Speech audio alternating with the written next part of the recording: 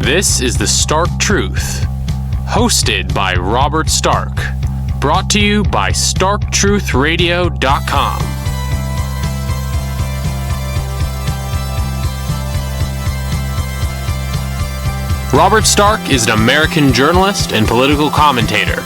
You can listen to his podcast at www.StarkTruthRadio.com.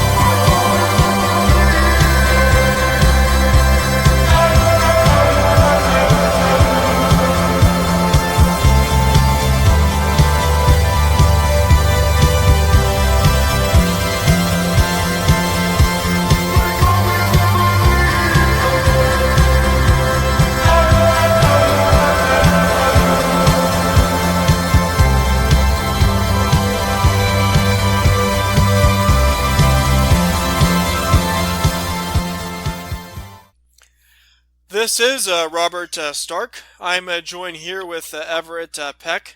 He's an animator, best known for Duckman. Everett, great having you on. Thanks for having me. And I'm also joined here with Cartrell Payne. Yeah, well, thank you. I've been a big fan of his work for years. Well, thank you. I know you worked as an illustrator prior to getting into animation. How long have you been an artist, and including your work as an illustrator, what mediums have you worked in? Well, I started as an illustrator, and I worked as an illustrator for about 20 years, doing mostly magazine work, editorial work, advertising, all kinds of different things, and I worked for Playboy, Rolling Stone, and all the major magazines. And that's kind of how I got into animation. When I got out of college, there really wasn't much going on in animation at that time, so illustration was a lot more interesting to me. But I work primarily in pen and ink, and also in gouache painting, and some digital stuff now. And I still do some illustration once in a while, but that was sort of my main thing till actually I started doing Duckman in the early 90s. What were some of your artistic influences? Oh, yeah. I think the underground comics of the 60s, like Robert Crumb and those kind of guys, and also 19th century pen and ink illustrators like John Tenniel, who did the original Alice in Wonderland, and Heinrich Clay. Go ahead. Oh, really? I thought that your inspiration was 1930s and 40s cartoons like Looney Tunes and the Fleischer Brothers. Oh, that too. That was also a big influence on me. But like I say, there wasn't much going on in animation as a profession at that time. But that was always something I followed all the time, and I really kind of delved into the history of early cartoons and all of that when I was in high school and then in college. And you're right. I mean, the Fleischer Brothers and all that early stuff was an influence on me as well. How long have you been an animator, and what was your first project? Well, I did some design work for some projects for Klasky Csupo when they were doing Sesame Street stuff, and I did some designs for that. It was actually at that time, as in the early 90s, when Gabor Csupo, who was one of the principals at Klasky Csupo, asked me if they were still a pretty small studio then. They had just started doing The Simpsons, actually, and they did that for 2 seasons, but he asked me if I had any ideas for animated shows, and I just started working on the Duckman comic, and I said, yeah, I got this character, and I showed him some of the work I was doing for the comic, and he liked it, so we decided to go into partnership together to develop it as an animated idea. So that was the early 90s. So you were at Klasky Csupo from the very beginning. Tell us about the early days. Well, I wasn't from the very beginning, but I came in shortly after they got going, and at the time they were just kind of getting up and running. They had, like I mentioned, they were doing shorts for Sesame Street and whatever, a few ads here and there. but they just picked up the Simpsons. That was just starting. I think that was what, 89. So 89, 90, they did those 2 seasons of the Simpsons, and of course that was before it totally took off. But they established really the basic look of the Simpsons, the color and all that stuff. That's all those guys. That's all Klasky Csupo. But so I started working kind of freelance around that time for him, and then I was never totally part of the studio. I was always sort of an independent contractor. But when we started Duckman, I was there all the time, but sort of as an independent person. He had a whole group of really great artists that were working in the studio full time at the time. Was Duckman originally intended towards more of an adult audience?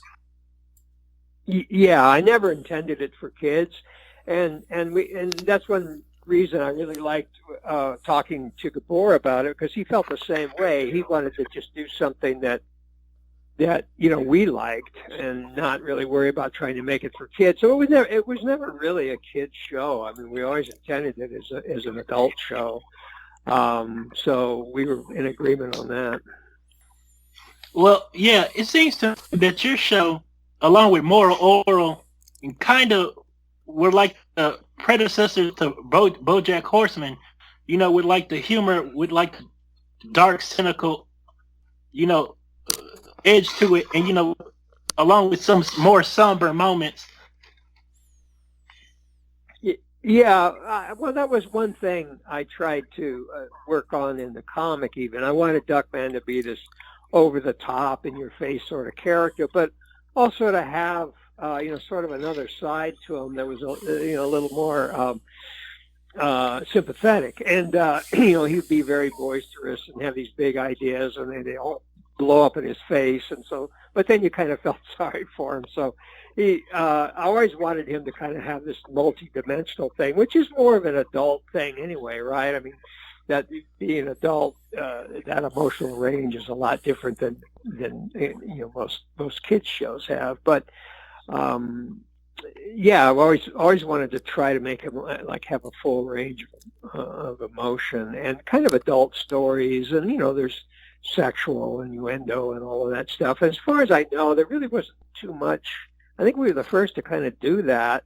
It's interesting you mentioned BoJack Horseman, and that's kind of similar in that there's sort of that was another thing I wanted to do, is try to make Duckman an example of sort of an homage to cartoon logic, right? So some of the characters were animals, and some were humans, and some were hybrids, and I felt in an animated cartoon world, why not do that? I mean, you don't have to make everything consistent like in real life. So, but I noticed that in BoJack Horseman too, this kind of this mix and match thing. But it's interesting you mentioned BoJack Horseman, because when I after Duckman, I was had an overall deal with Klasky Csupo, and I was developing a show called Stinky Pierre. And at the same time, they were also internally on their own developing a show called You Animal.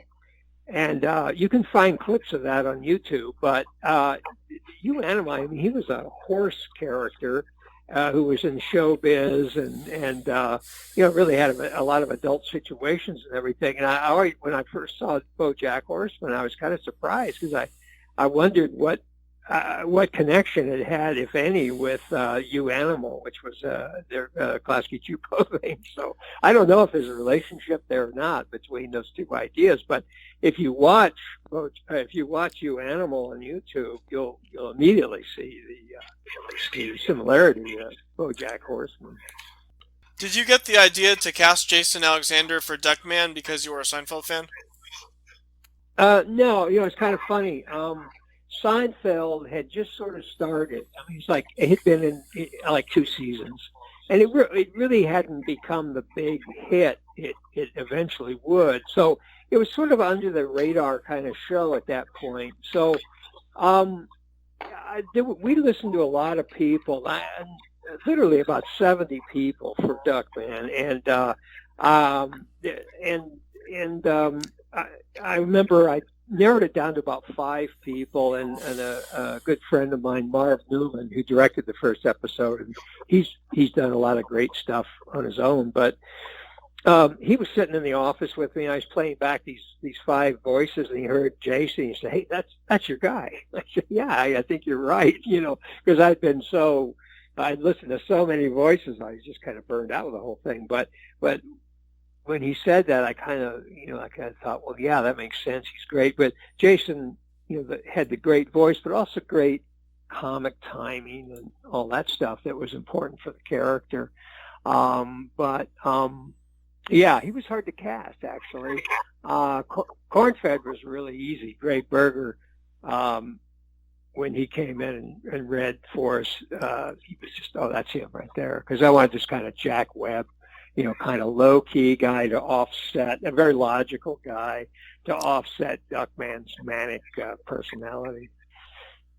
When you created that character, going back to the original comic, did you have any persona in particular that you were thinking of? Yeah, actually, he's kind of based on a good friend of mine, and particularly the working relationship with Cornfed. My friend had a company and an assistant, and the assistant did all the work, and my friend was sort of this kind of big mouth guy, know-it-all guy. He was and so that kind of was the impetus for the Duckman and Cornfed relationship. And actually, the first drawing I ever did of Duckman, when I was kind of playing around with the idea, also included Cornfed. So it's kind of like they kind of fit together right from the start. And then I built up the family and everything from there. I wanted him to be this guy that was just like Sisyphus. He was rolling the rock up the hill, and he'd get almost to the top, and then the rock would roll over him. He'd start all over. So he's this guy that was always struggling and never could quite get anything right, but always was very optimistic and had these big ideas. The humor of the show was very smart. Thank you. Yeah, I mean, when we started to develop the show,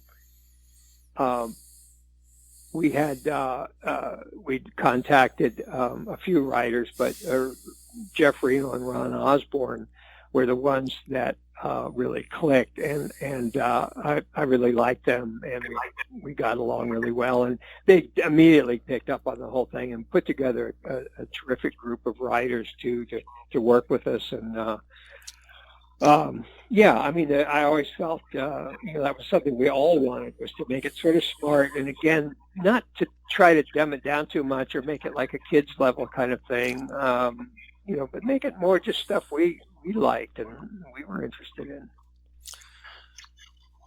With the art style and aesthetic for Duckman, there's a sort of surreal influence. Was the style based on some of your work as an illustrator? Yeah, it's pretty much my style. And if you look at some of my illustration stuff, like for Rolling Stone or whatever, that's pretty much an extension into the Duckman world. But it was just, sort of my drawing style. In fact, I had to kind of clean it up a little bit because my drawing style is much sloppier, kind of looser than Duckman. And so when we started to develop, refine it for animation, where a bunch of people have to draw the same character, I had to kind of clean him up a little bit. So he was originally kind of a taller, scratchier kind of looking character. So for animation, I cleaned up the line more, but I also changed his proportions up a little bit. So I brought him down a little more compressed, a little shorter character, and cleaned up the line so that a lot of people could draw the same thing. So that's the biggest difference. Is I just kind of took my scratchy, loose line and made it more easier to follow. Do you have style changes in your different cartoons? So from Duckman to Squirrel Boy, you go for more of a 40s to 50s feel? Yeah, exactly. I wanted to on Squirrel Boy, I wanted to make him like a modern 50s cartoon. So I really borrowed a lot of the aesthetics from Warner Brothers and some of those great Maurice Noble backgrounds. UPA? Some UPA, yeah. A cartoon modern feel. and sort of wanted to pull that into the Squirrel Boy thing. Also, when we did Squirrel Boy, that was in the early 2000s. We had a lot more technology at my disposal, oddly enough, than Duckman. Duckman was 10 years earlier, and it was done on cell, actually, like old, Max Flasher stuff is all done on cell. So there were limitations to what I could do in terms of textures and shadows and all that kind of thing. Whereas with Squirrel Boy, the digital thing had evolved to a point where you could do textures and more complex shadows and that kind of thing. So that's what we did. On Squirrel Boy, all the backgrounds were painted by hand. We do the actual paintings, and then on Squirrel Boy, they were all digital. So it was a big difference. We had a lot more control over Squirrel Boy. What I meant to say was, were you influenced by British humor for Duckman, since it was incredibly dark? Yeah, I liked Monty Python and all that stuff, and I used, whenever I could see their TV series, I'd watch it, or when they did some of their, their movies, I'd go see them 2 or 3 times. I really liked the that kind of dark British humor, yeah. So I guess some of that wore off on me in Duckman, although it wasn't an intentional thing, but I'm just sure through osmosis it found its way in there. My cartoons tend to be pretty dark too, anyway. So, in fact, if anything, I had to kind of lighten up Duckman a little bit to make him not quite too dark, because I wanted him to be a character that was obnoxious and everything, but had enough kind of sweetness to him that you could kind of like him. You could kind of get with him, so he wasn't totally awful. Yeah, totally I like Family Guy or like American Dad, where Roger or Peter are just the most evil characters, and there's no niceness to them at all. Yeah, well, they play often, and I think Homer Simpson's a little bit like that too. And I think it's a convention now in animated characters that they play the dad as kind of an idiot, he's stupid. But with Duckman, I wanted him to have a little deeper kind of emotional pinning. So yeah, he definitely did stupid things and stuff, but he also had some redeeming qualities too. And so that was one thing that we all kind of tried to get a hold of in the series, instead of making him just stereotypical idiot all the time. So yeah, in a sense, as far as it's not just like a caricature, as a lot of cartoon characters are, it's different than the general. It is animation, but it's different than the general cartoon genre in that sense. Right. Yeah, right. And that's one thing I always wanted to try to stress is I wanted it to be, have somewhat of an artistic bend to it. So it played off of traditional animation conventions and that whole thing. But also, combining those kind of classic cartoon characters that are animal characters and all of that, combining that with, kind of real writing, kind of true, emotionally based writing. So I wanted to combine those two worlds together. And I think in the best episodes, we were really successful at that. I don't think they were all successful, but I think in the best ones, we were able to kind of combine those two elements. Were you the primary writer? No, that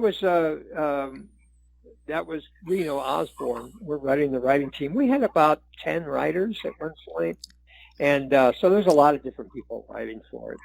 But I wrote the comic and sort of set the tone, and developed a lot of the early characters like King Chicken and some of those characters. But then, as you go forward on a series, when you're doing, 13 episodes a season, and we did about 70 shows, you can't do it all yourself. It's got to be a team effort. Yeah, that reminds me of a joke told by a reviewer who didn't like Squirrel Boy. He said, well, he did like a criticism of your writing. He said, He said, misdirection. Can you tell that the person who wrote this, who wrote Squirrel Boy, also wrote Duckman? Well, yeah, the person criticized your writing. He said, that you use misdirection a lot. Well, I mean, people people can say lots of things. What I tried to do with Squirrel Boy was to make it, first of all, it was intended to be a kids show, but it was kind of flipped with Duckman. Duckman was an adult show, but it had some elements that kids would like, whereas Squirrel Boy was a kids show, but tried to have some elements that adults could get a hold of too, so they could sit down and watch it with their kids. And so I tried to have complete story arcs and B stories, sometimes even C stories in the plot, which was unusual for Cartoon Network at that time. So there was a lot of, I got a lot of pushback on Squirrel Boy because first of all, it came in at a weird period in Cartoon Network's history because a lot of their earlier favorite shows like Ed, Edd and Eddy and all that, and it's a great show. I love that. Danny Antonucci is a friend of mine, and they were great shows, but they just kind of ended. I mean, they didn't stop them because Squirrel Boy was coming. It was just they'd kind of run their order out, and it just so happened that Squirrel Boy was following up. So I think people thought that, they canceled those shows for this new group of shows. Among them was Squirrel Boy, and there was a lot of kind of animosity there, but that wasn't the case at all. And I liked what we did with Squirrel Boy. I thought it was an interesting show, and again, trying to do something more than just the stereotypical kind of characters in a show. Well, yeah, you also did you didn't do the show. You designed the characters for the Jumanji, the animated series. Yes, that's right. I did a lot of stuff. I worked. I had an overall deal at Sony for a while, so I worked on a lot of their projects. Like Jumanji was particularly fun. I really enjoyed that. Well, that was for UPN. But I designed concepts for monsters and stuff on Men in Black and Ghostbusters, and there was another show called Dragon Tales. It was a kids show that I helped art direct, and so I did a lot of art direction, character design for a lot of those shows too that weren't necessarily my creations. Do you have any ongoing or upcoming projects? Yeah, I've actually got a couple of things going. Actually, with Reno Osborne, we're working on a couple of things. A thing called Dick Profane, which was their idea, and then another one called Buddy, which is my idea that they've been working with me on. So we're putting those together and developing those a bit. And I've also worked on a couple of other concepts with friends of mine, but it's kind of low key stuff right now. I'm kind of taking it easy. I don't necessarily want to get into the big craziness that is doing a show unless it's just right. Yeah, some people have compared your show to be a little like The Critic, which I think is good because I think both of your shows were underrated. Yeah, I mean, I did some design work on The Critic too, but I mean, there were lots of people working on that show. But yeah, I liked The Critic. I thought it was pretty smart. Well written, but for some reason, I think they only did one season, maybe two. I'm not sure, but I did some initial designs and stuff for that too. But I don't know why that one didn't click. It was a weird time because there were a lot of shows. The Simpsons had taken off, and so all the networks are saying, "Oh man, we got to get an animated show." It's hot now. So there were lots of shows. Hanna-Barbera did a couple of shows. One was called Fish Police, and there's all kinds of shows.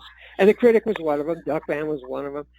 So there's all these different shows coming up, but most of them didn't last very long. Duckman lasted longer than a lot of them. We did 4 seasons, but a lot of them would only go like a season, half season. You know, so there were lots of shows coming out, but most of them didn't last very long. The network would get, scared if it wasn't getting the kind of rating numbers that they expected and they wanted, so they would just dump the show. Well, I mean, yeah, I mean, you're right about that. I mean, the only cartoon that I can think of that was able to compete with The Simpsons was maybe like Beavis and Butthead and Batman the Animated Series in the prime time slot.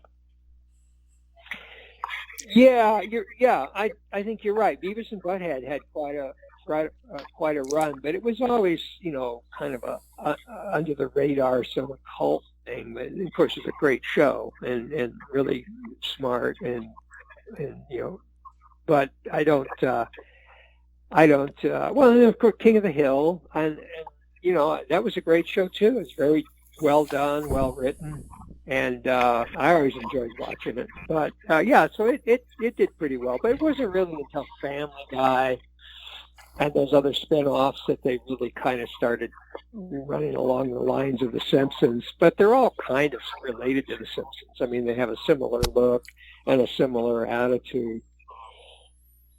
But but now with Netflix and Amazon and all these other kind of smaller networks coming up, there's a lot of animation being done. There's a lot of new stuff, and BoJack Horseman's one of those. But I think there's going to be some that are going to kind of float to the surface there and have a longer lifespan. Yeah, you're right about that, because the truth is, in America, before The Simpsons, the only places where adult animation was taken seriously was Japan and Europe. Yeah. Yeah, now it seems that adult animation has become dominant, but at the time when Duckman premiered, it was considered like it was more of a niche adult animation. Yeah, more like an underground thing. Yeah. Well, it was always sort of a cult show. I mean, we never had the kind of numbers that, I think the most we did was like 1 million viewers, which sounds like a lot, but really in TV numbers it's not. But we never had a huge audience, and you're right. I mean, it's interesting. You look at the cartoons, and you're talking about those classic MGM, Warner Brothers things like Tex Avery stuff and all of that. Those were really for adults. They were kind of adult cartoons. They had adult jokes in them. And I remember watching them as a kid, and some of the jokes would just go right over my head. But I liked them. I liked the look of them and everything. And then in the 50s, 60s, in TV animation, they started to do more like kind of kids-oriented cartoons. And somehow the idea came across that, well, cartoons are just for kids. But they didn't really start off that way. And there are several shows that sort of try to break out of that now. But animation, you're right. I mean, there's anime and manga and stuff. Very much sort of adult things with sexual content and all of that, but that didn't really get going in America. And I think in some ways Duckman is really one of the very few cartoons even now that it was done just for adults. Oh yeah. Well, how is it like working with Cartoon Network? Because I've heard from people I've read about how in the animation industry they kind of treat people like crap. You heard that, huh? Yeah. Well, Cartoon Network was fine. I mean, I had a good relationship with them, and really it comes down to where you're only working with 2 or 3 executives that are sort of overseeing your project, and so they were fine with me. But what happened was, and one reason Squirrel Boy sort of fell out was the whole network sort of fell apart, and there was like an internal upheaval, and everyone that was there were gone, and then a whole new crew came in, and so any shows that were working on that level that were in production sort of went out with the new regime. Same thing happened to me later after after Squirrel Boy, I was developing a show at Nickelodeon called Larry and Grog. It was kind of a caveman thing. And same thing happened there. We were clicking along pretty well, and we were doing a pilot. Getting ready to do a pilot, and then they had a complete regime change, and everything fell out that was part of the former group. So yeah, it's like anything else. I mean, it's difficult. It's a difficult business, and the most you can hope for really is a network that just sort of lets you do your own thing, and that's where we were lucky with UPN. I mean, it at the same time we were pitching Duckman.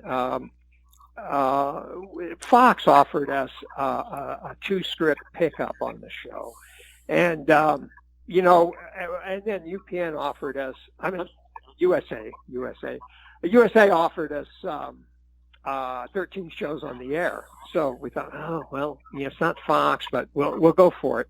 And in a way, I'm kind of glad we did, because USA didn't really know what to do with us, so they just kind of left us alone, and just sort of let us work on our own stuff. So we didn't get a lot of interference and a lot of notes from the network. So it was pretty good in that sense.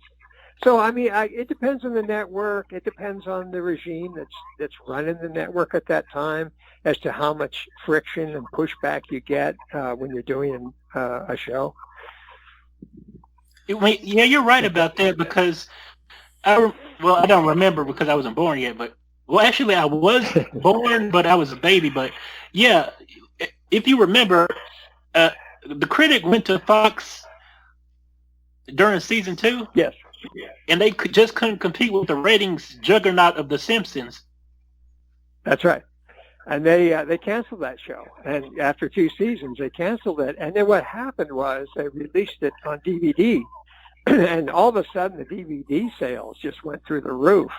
And they decided to re-up their deal, which is very unusual. I'm not sure I've ever seen a situation like that with any other show. But yeah, the DVD sales were so big that they said, well, let's take another look at this thing. Yeah, that's really unusual. Everett Peck, it's been an excellent show. Thank you so much for being on, and big fan of your work. My pleasure. Thanks, guys. Also, You're thanks, welcome. Cartrell. You're welcome.